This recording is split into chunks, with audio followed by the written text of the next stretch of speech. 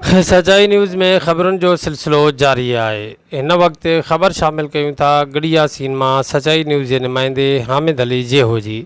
त गढ़ियासीन वेझो नौशहर अबड़ो में ज़मीनी मामले तां हलंदड़ झेड़े जी धुरिन सजण अली जतोई वकील अली हसन बिरोई ॾांहुं जेहा बिरादरी के अॻुवाणीअ में सैयद सादात ऐं पाक किताब साण करे मेड़ मिनत काफ़िलो धुरिन ॾांहुं पहुतो।